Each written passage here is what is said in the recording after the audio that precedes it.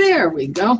All right. It's still Wednesday. It's still Wednesday, the 11th Veterans Day of 2020. And I've been ruminating a little on how far our nation has fallen from its roots. What we're listening to is story after story that recants and tells over and over about the corruption and the cheating and the problems with the election and the problems with the censorship and the suppression and the silencing of voices.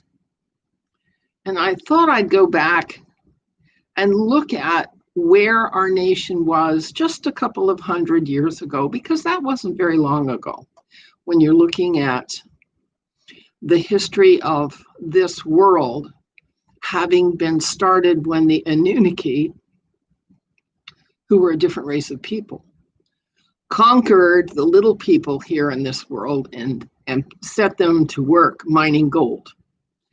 450,000 years ago, or 208,000 years ago, or whenever that was. Okay, and I'm going to have to drink my juice because my throat gets dry. Only 200 years, or only 1,000 years ago. Let's look at, there we go. The Mosaic Law. The Mosaic Law, when was that given to Moses? Was that 1,400 years ago? Something like that, all right? And the laws that were given to Moses were simply common sense laws that discouraged harm and encouraged getting good outcomes, okay?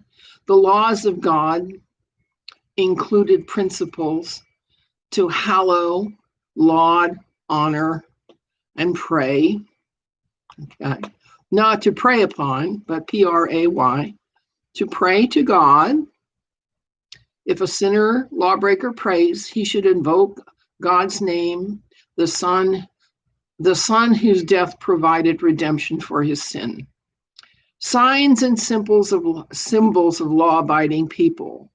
Circumcise, mark, assemble, live the law, record, verbalize, express, support, carry responsibility, permit no harm, be sufficient, role model, exercise mercy, endow charity, grant loans, pledge, chasten, labor, slave, sanctify. Recite the law to your children, okay? We were told and taught 1,400 years ago, you shall love the Lord your God with all your heart and all your soul and all your might, and keep these words that I'm commanding to you today in your heart. Recite them to your children and talk about them when you are at home and when you are away and when you lie down and when you rise. Bind them as a sign on your hand, fix them as an emblem on your forehead, and write them on the doorposts of your home and on your gates. Why? Because behavior was always important.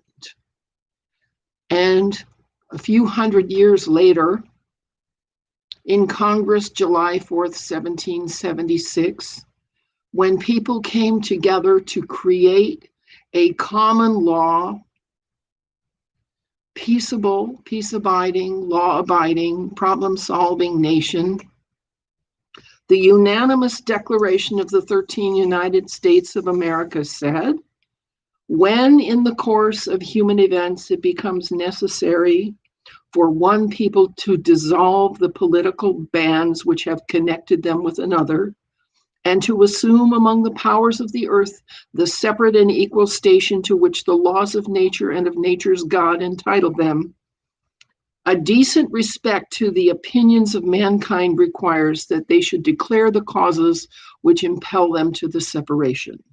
We hold these truths to be self-evident, that all men are created equal, that they are endowed by their Creator with certain unalienable rights, that among these are life, liberty, and the pursuit of happiness. Okay, That was just 200 years ago. And so what I pulled out here is a 6th grade textbook, the McGuffey 6th grade reader, revised edition from, I believe, about 1870. All right. This is a 6th grade reader for a child. Page 11. Articulation. Now, this is a 6th grade reader. Articulation is the utterance of the elementary sounds of a language and of their combinations. As words consist of one or more elementary sounds, the first object of the student should be to acquire the power of uttering those sounds with distinctness, smoothness, and force. This result can only be secured by a careful practice, which must be persevered in until the learner has acquired a perfect control of his organs of speech. Elementary sounds. This is 6th grade. 6th grade. And how do our children speak to us today?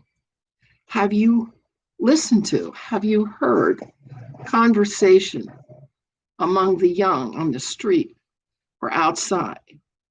Have you heard them able to articulate principles of governance and common sense and common law the way that they existed in the past? And the answer is, sadly, no. Our children today cannot articulate. They do not know the vocabulary to speak to the rights and responsibilities of citizenship. They do not have a sense of the duties and obligations that they are going to have to be able to carry as full members of society, as people who work, as people who provide for themselves and for their children when they have children.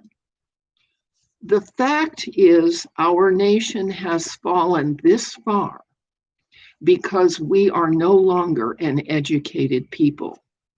We are entrained in preferences, in fantasies, in vicarious jollies, in marketing.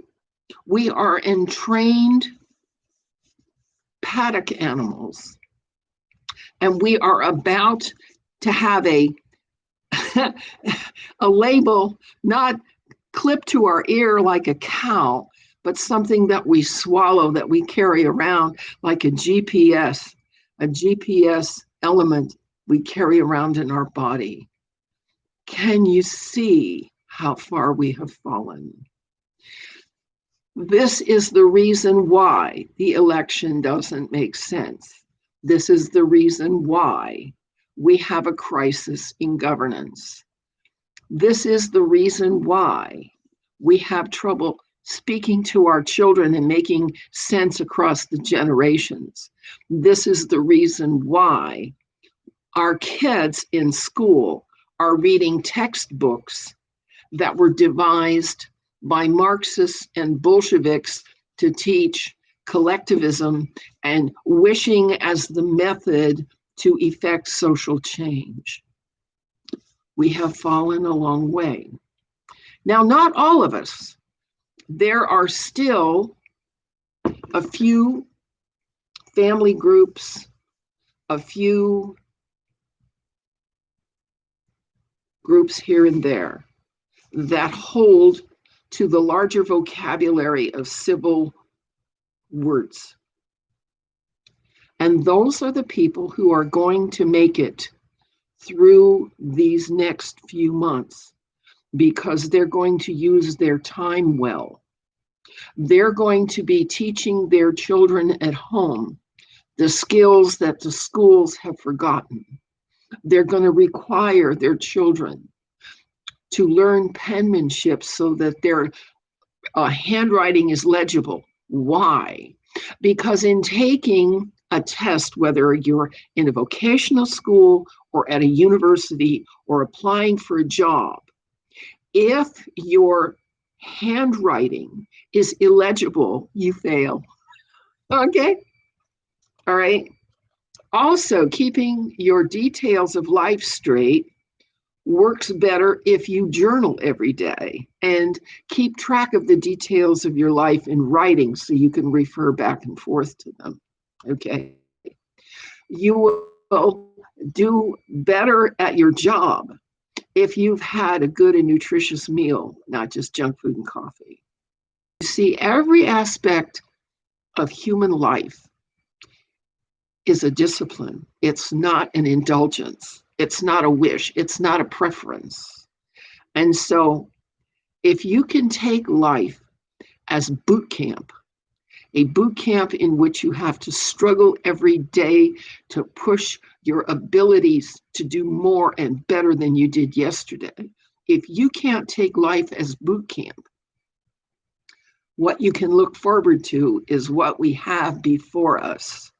A society in which the people don't know how to speak to each other. They don't know how to speak to principle. They don't know how to be polite. They don't know how to be dignified. And that's so sad. That's so sad.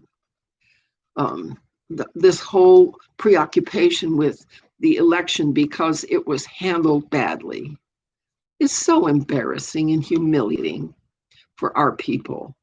We're capable of so much more than that. And so let's pull ourselves up by our bootstraps and remember, life is boot camp.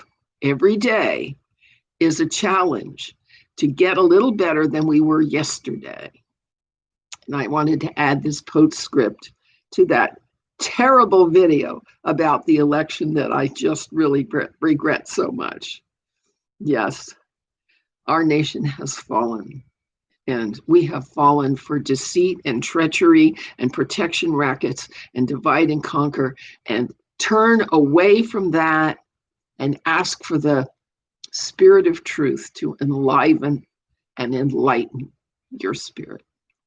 This has been Emily Windsor Craig, and thank you for coming by. Yes, subscribe and hit the bell. I know everybody says that.